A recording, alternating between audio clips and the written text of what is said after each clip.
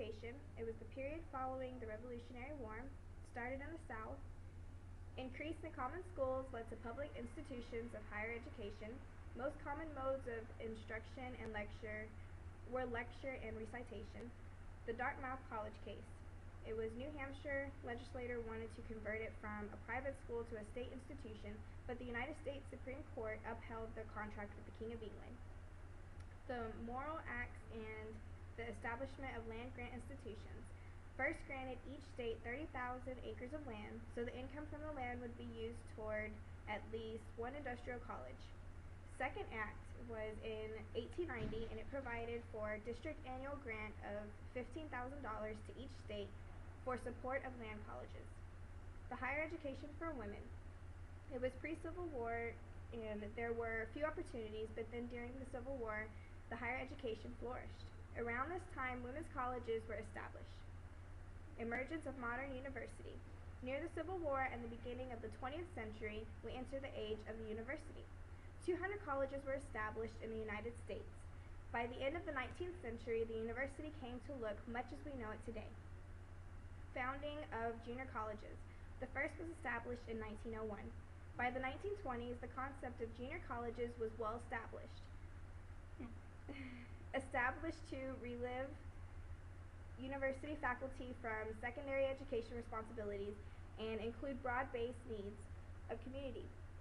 It was encouraged by the Smith-Hughes Act, which provided federal aid to vocational education. Junior colleges developed more extensive vocational and technical education programs. Next, we have education of minorities. The progress has not been consistent across all classes or races of people. Many were not welcomed into the schools. Native Americans, Hispanic Americans, Asian Americans, and Black Americans went through many struggles for education. Starting with Native Americans. They were initiated by missionaries who wanted to convert the Native Americans but rejected the idea. Many treaties signed between 1778 and 1871 resulted in the natives getting money payments and guarantees of integrity of the land they kept. The federal government continued to give money as long as the natives were educated in mission schools. The purpose of the schools was to assimilate the Native Americans into American society. The results of the mission schools were negative, with poorly attended schools and a few natives who had continued going to the schools being outcast from both Native Americans and Americans. The arrangement ended in 1917. Boarding schools were created to help remove Native American children from tribal settings and send them to a strict disciplinary setting to infuse American values, languages, and customs. The first school was established in 1879 in Pennsylvania. The children were given new names, forbidden to speak their native language, lived in inadequate conditions, and dealt with strict and harsh discipline.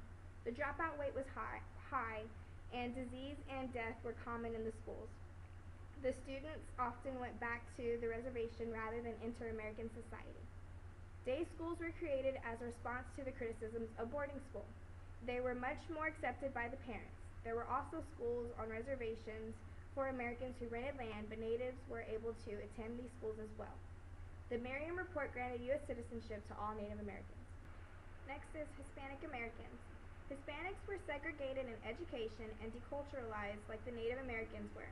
They were seen as mentally inferior, and education emphasized learning English, vocation, and manual arts, and adopting American values. The Asian Americans. They were discriminated against and were segregated. And the Tape versus Harley, it caused the creation of Oriental schools. Schools forced English and ignored special need languages for the children. The African Americans. Before the Civil War, there was no education for African Americans. During the Civil War, the Peabody Fund for the Advancement of Negro Education in the South was one of the first foundations to educate newly liberated blacks in the South. In the Roberts versus City of Boston, it ruled that separate but equal schools did not violate black children's rights. The Freedmen's Bureau was a major force that affected the education of blacks in the South. It established 3,000 schools, and by 1869, it provided more educational opportunities for black children. A representative by the name of General Samuel Chapman Armstrong founded the Hampton Normal and Agricultural Institute, which was one of the first and most important institutions of higher education for blacks in the immediate post-Civil War period. Booker T. Washington established an institute that emphasized labor so the blacks would have marketable skills to be more self-sufficient. W.E.B. Du Bois believed in education for political and civil equality of blacks. He encouraged political activism and founded the National Association for the Advancement of Colored African Americans. Segregation in public schools remained in effect until the desegregation movement in the 50s and 60s. Now for teacher education. It was formal training that began in the 19th century. The teachers of that era were ministers, servants, and people who were unsuccessful in other jobs. They were chosen for religious beliefs rather than education. Secondary teachers had higher state and society than elementary teachers as they possessed higher education. Troy Female Seminary, opened by Emma Willard in 1821, first teaching institution, and trained female teachers in both the subject areas and pedagogy. Teacher institution. Before normal schools, teachers have little training.